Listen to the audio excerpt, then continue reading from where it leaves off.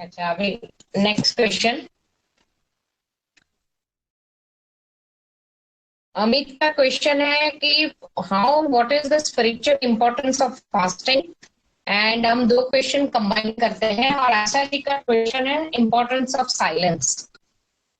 तो दोनों का वैसे देखो तो इट इज रिलेटेड टू योगिक, मैंने अष्टांग योग में बताया था कि यम नियम आसन प्राणायाम प्रत्याहार। प्रत्याहार यानी कि विड्रॉल फ्रॉम सेंसेस। दोनों में यही प्रिंसिपल लागू है। फास्टिंग का फिजिकल इंपॉर्टेंस ये है कि हम कंटिन्यूअस खाते रहते हैं। जैसे पहले अभी बताया इन्होंने कि 3 बार नहाना और 1 बार खाना चाहिए, इसके बजाय हम 3 बार खाते हैं। कोई कोई लोग मतलब कुछ ना कुछ उनका चलता रहता है। तो डाइजेस्टिव सिस्टम को बिल्कुल रेस्ट ही नहीं है। हम रात को भी खा के सो जाते हैं तो डाइजेस्टिव सिस्टम तो अपना काम करती रहती है। तो फास्टिंग जब once a week at least fasting किया जाए तो सिस्टम को भी आराम मिलता है, अक्यूमुलेटेड टॉक्सिन्स भी डिटॉक्सिफाई होते हैं, अक्यूमुलेटेड फैट यूज होती है, तो ओबेसिटी रिड्यूस करने में भी वो फिजिकल फायदा है। दूसरा स्पिरिचुअल इंपॉर्टेंस ये है कि जब आप फास्टिंग करते हो तो नेचुरली इंद्रिय निग्रह होता है कि आहार, भय, निंद्रा, मैथुन, मैंने पहले ही कहा जीवात्मा की 4 मेन प्रवृत्तियां हैं। ये उसका नेचर मतलब रिक्वायरमेंट है। तो आहार पे उसका कंट्रोल आता है। फास्टिंग के दौरान अगर हम बिल्कुल अन्न का ध्यान ना करें, अगर हम फास्टिंग कर रहे हैं मन में अगर हम हमारी फेवरेट आइटम का सोच रहे हैं तो वो फास्टिंग नहीं हुआ। फास्टिंग मन से होना चाहिए। तन के फास्टिंग के साथ साथ मन का फास्टिंग भी जरूरी है। तो हमारा आहार पे कंट्रोल आता है। इसीलिए थोड़ा इसमें हम नीरज का भी प्रश्न ऐड कर देते हैं कि फेस्टिवल का इम्पोर्टेंस। तो फेस्टिवल में भी हम फास्टिंग करते हैं कि रामनवमी का फास्ट, जन्माष्टमी का फास्ट। तो उसमें हम पर्टिकुलर हमारे इष्ट देवता को प्रसन्न करने के लिए फास्ट करते हैं। परंतु आज फास्ट के नाम पे लोग फरार करते हैं, वो सब अलाउड नहीं है। फास्ट करना यानी कि तपस्या, वो उपवास है। उपवास यानी कि जिसकी उपासना करते हो उससे नजदीक रहना है, मन से नजदीक रहना है। तो हम जब मन से फास्ट करते हैं तो हमें इंद्रिय निग्रह में सहयोग मिलता है। हमारे आहार के प्रति जो रुचि है उस पे कंट्रोल आता है, सेंसेस पे कंट्रोल आता है, और संयम जागृत होता है। इसीलिए जैनों में भी उपवास का बहुत महत्व है। पर्यूषण के दौरान वो लोग कभी 1 दिन का, 8 दिन का उपवास करते हैं, 28 करते हैं। फिर उनके उपवास लंबे भी होते हैं। तो मेन चीज ये है कि थोड़ा उसमें प्रिंसिपल उनका ये भी है कि महावीर भगवान ने अपने आप को टॉर्चर करके इतनी प्राप्ति की, मतलब शरीर को तो आखिर में छोड़ना ही है, इंद्रिय निग्रह करना है। तो ये एक उसका स्पिरिचुअल इंपॉर्टेंस हुआ। साइलेंस में भी वही है कि हम वाणी के जरिए अननेसेसरली जो बोलते रहते हैं तो हमारी एनर्जी वेस्ट होती है। और आप देखना जनरली टॉकेटिव पर्सन सोचता बाद में है, बोलता पहले है। तो इसीलिए पाथ ऑफ डिसाइपलशिप में भी बोलते हैं कि when you become a disciple और when you are walking on that path, you have to check your words and speech because your aura is increasing। तो आप जो बोलते हो उसका प्रभाव सामने पे आएगा। तो जब आप मौन रहना सीखते हो तो मौन रहने से क्या होता है कि आपकी एनर्जी इनवर्ड जाती है।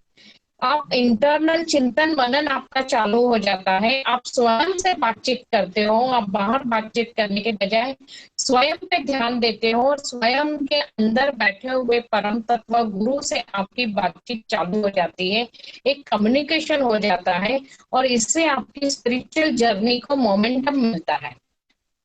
इसीलिए महात्मा गांधी ने तो नियम बनाया था कि हफ्ते में 1 दिन मौन रखना। मतलब वो कितने भी इम्पोर्टेंट मीटिंग हो तो वो शब्द, मतलब कम कम शब्द कागज पे लिख के उसको आदान प्रदान करते थे। किंतु मौन के दौरान वो हो सके वहां तक किसी को भी मिलना वो टालते थे। वो तो एक नेशनल फिगर हो गए थे, इंटरनेशनल फिगर हो गए थे। तो कभी कभी अर्जेंट मीटिंग होती थी तो उस दौरान वो चिट्ठी पे लिखते थे। तो मौन से ये फायदा होता है कि धीरे धीरे इंसान में पेशेंस आती है, उसका इंट्रोस्पेक्शन चालू होता है। और फिर जब वो बोलता है तो पहले सोचता है फिर बोलता है। तो नपे तुले शब्द बोलता है। तो वो शब्द की वैल्यू बढ़ जाती है। और आध्यात्म में तो मौन का इतना इम्पोर्टेंस है कि जहाँ शब्द समाप्त होते हैं, आध्यात्म अनुभूति का सायंस है, वहां से अनुभूति चालू होती है। इसीलिए आध्यात्म में कुछ हद तक पहुंचने के बाद आप मौन हो जाते हो, क्योंकि जो एक्सपीरियंस होते हैं उसको एक्सपीरियंस को बयान करने के लिए आपके पास कोई शब्द नहीं है। तो मौन तो बहुत बड़ी परिभाषा है। रमन महर्षि लोगों को मिलते थे तो वो बोलते ही नहीं थे, सिर्फ उनके संग में रहने के साथ ही लोगों को अपने प्रश्नों के उत्तर मिल जाते थे। उनकी ऑरा टू ऑरा इंटरेक्ट होने से उनको प्रश्नों के उत्तर मिल जाते थे। इसीलिए मौन साधना भी बहुत जरूरी है। तो फास्टिंग, मौन, ये सब साधना करने से नेचुरली हमें आध्यात्मिक मन से करना चाहिए, खाली करने के लिए नहीं करना है।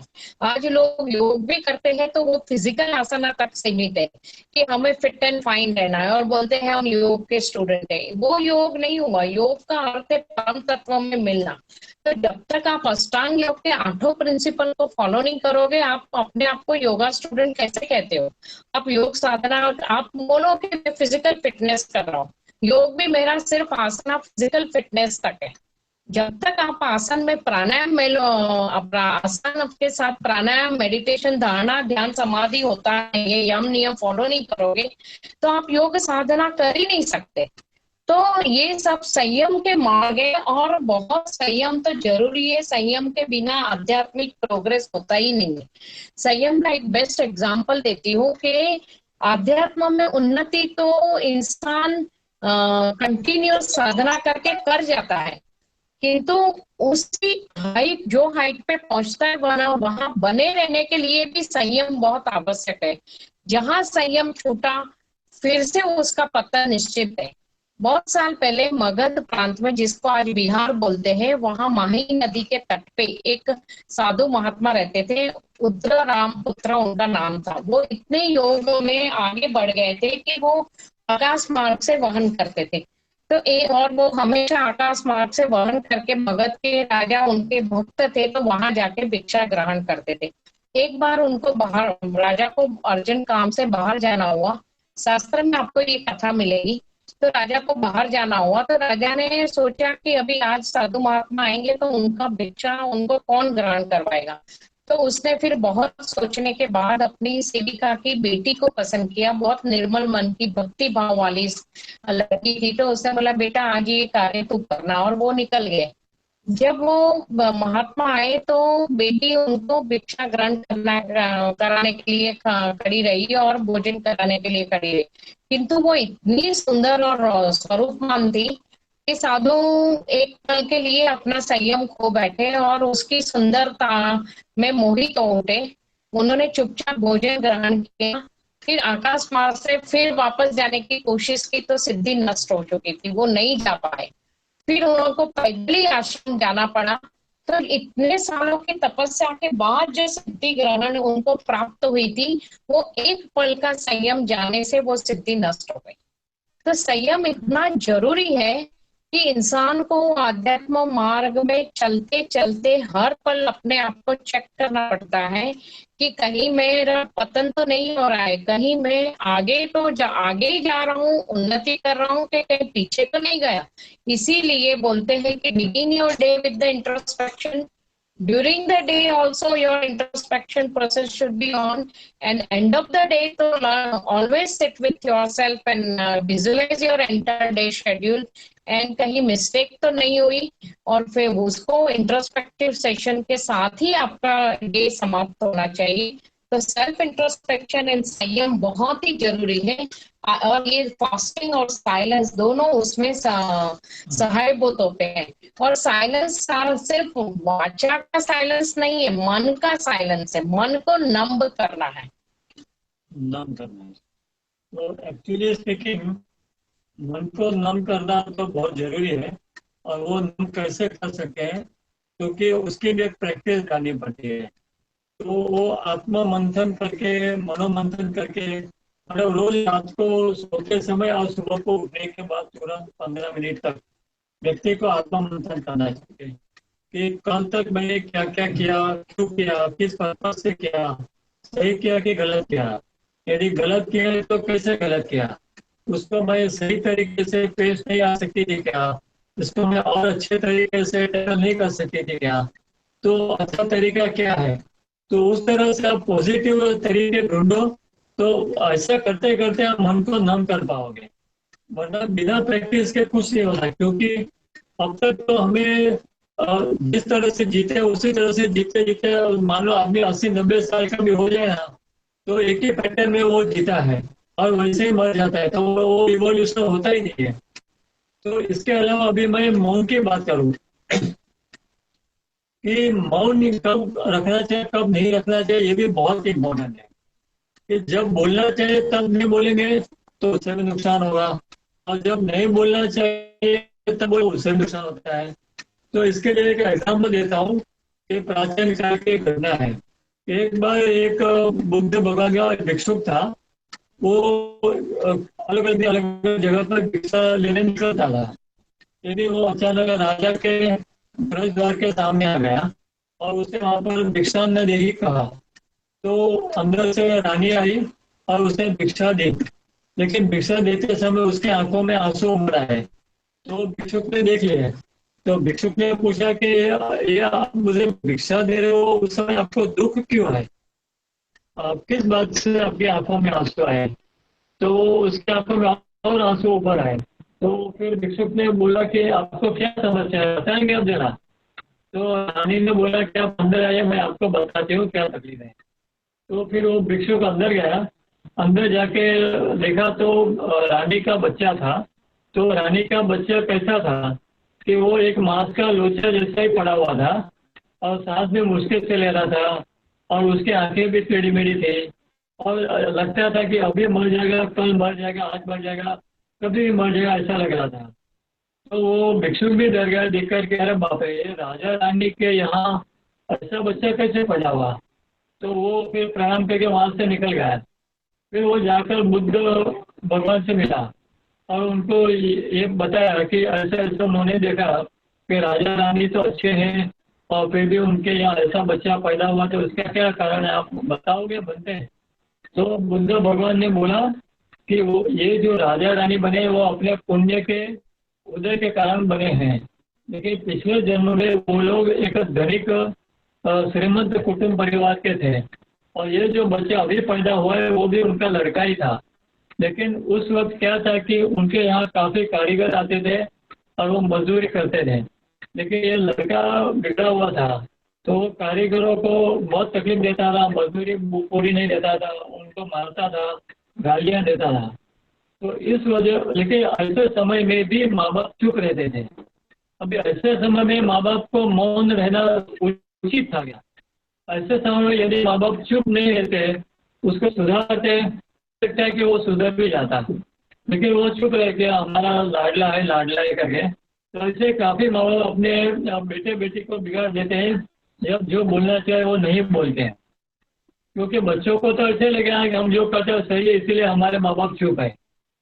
तो इस तरह से करने से वो माँ बाप को फिर से, तो जब जन्म लिया तो वो वही लड़का फिर से उनके बच्चे के रूप में आया, क्योंकि उसने लोगों को प्रताड़ित किया था, तो उसके ऊपर उसके नेगेटिव जो इमोशंस थे, नेगेटिव फीलिंग्स थे, उसकी वजह से उसका शरीर भी खराब हो गया।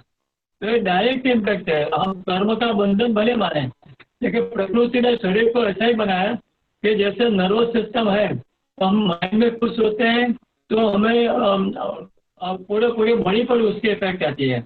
यदि हमारे अंगूठे में दर्द होता है तो हमारे माइंड तक उसका और हमारा जो कॉल है वो पहुंचता है, हमें मालूम पड़ता है।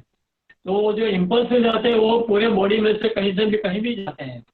तो वैसे हम जो नेगेटिव थिंकिंग करते हैं तो उसका इफेक्ट बॉडी पर क्यों नहीं आएगा और कैसे नहीं आएगा, तो दैट इज ऑटोमेटिक। तो इस तरह से हम जैसा मन धारण करते हैं, जैसे विचार धारण करते हैं, वैसा ही शरीर हमें प्राप्त होता है। तो इस तरह से हमें जब बोलना चाहिए तब बोलना चाहिए, जब नहीं बोलना चाहिए तब नहीं बोलना चाहिए। अदरवाइज इस तरह से बहुत तकलीफें होती हैं। उन्होंने ऐसा ही बोला कि जहाँ बोलना चाहिए वहाँ बोलना चाहिए। तो पति पत्नी का रिश्ता भी ऐसा ही है। अगर पति कोई गलत कर रहा हो तो पत्नी को भी प्रेम से बताना चाहिए कि आप ये गलत कर रहे हो, इसमें मेरी सम्मति नहीं है, मतलब इट इज नॉट एथिकल। अगर फिर वो सुने नहीं सुने वो उसकी मर्जी है, पर उसने अपना कर्म किया। उसका बेस्ट एग्जाम्पल है रावण और मंदोदरी। रावण को नारायण के हाथों मरना पड़ा, मंदोदरी को 5 सतियों में स्थान मिला, क्योंकि मंदोदरी नारायण की भक्त थी और पतिव्रता स्त्री भी थी। वो हमेशा बोलती थी रावण को कि आप सीता जी को लेके आए हो, आप सामने जो खड़े हैं वो नारायण के अंश है, आप उनको दे वापस कर दो। रावण ने उसकी एक नहीं सुनी, पर उसने फोल्डेड हैंड्स, वो हमेशा सबके बात, भले उसका पति इतना पराक्रमी था और सब लोग, पूरी दुनिया उनसे डरती थी, फिर भी वो सत्य बात बोलने के लिए कभी नहीं कतराई। तो अध्यात्म ये कहता है कि अगर आप कोई अपराध हो रहा हो, उसमें आप मुख्य साक्षी बनते हो, तो कुछ अपराध के कुछ भागीदार आप भी बनते हो, क्योंकि आप मुख्य साक्षी बने रहे। आपने उसको वाचिक रूप से भी रोकने की कोशिश नहीं की। पुरुषार्थ तो होना चाहिए। अगर आपने महाभारत देखा होगा तो जहां जहां गलतियां हुई, कृष्ण भगवान ने जिक्र तो कर दिया, मेंशन कर दिया। फिर मानना नहीं मानना वो सामने वाले की मर्जी है, पर अगर आपके सामने वो घटना घटित हो रही है और वो गलत है और आप चुप रहते हो, तो वो गलत घटना के भागीदार कुछ हद तक आप भी बनते हो। तो मौन भी विवेकपूर्ण मौन होना चाहिए। इसके अलावा मैं कुछ और ऐड करना चाहूँगा कि हम लोग जब संसार में है तब तो ये सब बातें लागू होती है, लेकिन जब हम वानप्रस्थ में जाते हैं या संन्यास आश्रम में जाते हैं तो हम कुछ और भी सोच सकते हैं। जैसे कि जड़ भरत मुनि का एग्जाम्पल हमने कुछ समय पहले यहीं पर लिया था, मतलब गुरु माँ ने दिया था कि जड़ भरत मुनि जड़ क्यों बन गए थे, क्योंकि उनको जन्म लेने का पर्पस मालूम था, जन्म लेने के बाद क्या करना चाहिए क्या नहीं करना चाहिए ये भी मालूम था। क्योंकि प्रीवियस जन्म में उन्होंने क्या भूल से किसी हिरन में अपना मन लगा दिया था, तो उसके मोह के क्या उनको हिरन बनना पड़ा था। तो जब वो भरत व्यक्ति, मतलब व्यक्ति के रूप में, मनुष्य के रूप में जब भरत नाम के राजकुमार बने, तो उन्होंने ये निश्चित किया था कि मैं इस जन्म में कुछ भी नहीं बोलूंगा, पूरा मौन धारण करूंगा। मौनम सर्वार्थ साधनम, ये ऐसा उनको उस वक्त से लगा था, क्योंकि वो तो फिर वानप्रस्थ में जाने वाले थे। तो उस वक्त उन्होंने क्यों मौन धारण किया था संपूर्ण रूप से, क्योंकि उनको ये पता था कि यदि मैं कुछ भी बोलूंगा तो हर प्रकार के संकल्प विकल्प सामने खड़े हो जाएंगे। कि बुद्धि का उपयोग करो तो संकल्प विकल्प होंगे ही होंगे। जैसे कि आजकल हम लोग एक विचार भी प्रकट कर देते हैं, मान लो कि आपने ट्विटर पे लिख दिया या फेसबुक पे लिख दिया, तो आपके एक विचार के सामने हजारों लाखों लोग अपने प्रतिभा व्यक्त करते हैं कि नहीं करते हैं। तो ये ट्विटर बोलते हैं, तो ट्विटर यानी क्या, ट्वीट करना, यानी कि वो चीजें होती है ट्वीट करते, वैसे लोग भी ट्वीट करने लगे हैं। तो इतना ज्यादा वो लोग बोलने लगे हैं कि उससे तो अच्छा है कि एक अनुपात में बोला जाए, उसका भी एक प्रमाण हो। आजकल तो आप एक अभिप्राय व्यक्त करो तो हजारों लाखों लोगों के अभिप्राय आ जाते हैं। तो यदि कुछ ओवर हो रहा है, यदि ये बैलेंस में नहीं आएगा, तो उसका भी जो भी प्रत्याघात आने वाला है प्राकृतिक रूप में वो अपने आप आएगा। क्योंकि जैसे अभी लॉकडाउन हुआ तो लोग चुप हो गए ना, तो आशा जी अच्छा है आप अभी ऐसे लॉकडाउन में थोड़ा मौन रह के अपना मंथन करके इवोल्व होंगे तो बहुत अच्छा है। और मौन रहने से एक फायदा ये भी होता है कि और आध्यात्मिक साधना में आगे बढ़ने से हर शब्द की अपनी ऑरा है। तो वो ऑरा इतनी प्रभावित है, क्योंकि हम जब बोलते हैं, तो मैंने उस दिन भी कहा था कि हमारे अंदर इतने देवी देवताओं की एनर्जी है। तो जब हम बोलते हैं तो वो सारी एनर्जी काम करती है। तो हर शब्द की एक ऑरा है। तो आपकी तपस्या जब बढ़ती है तो आपको वाक सिद्धि प्राप्त होती है, और इसी वजह से आशीर्वाद फलीभूत होते हैं। तो व्यक्ति जब तपस्वी के मुख से कुछ निकलता है तो वो घटना घटित हो जाती है, फिर वो और इसी को आशीर्वाद बोलते हैं। तो आप आशीर्वाद देने लायक बनने के लिए भी मौन साधना, फास्टिंग और आध्यात्मिक उन्नति, इस सब की बहुत ही जरूरत है, और तब जाके मंत्र भी फलित होता है।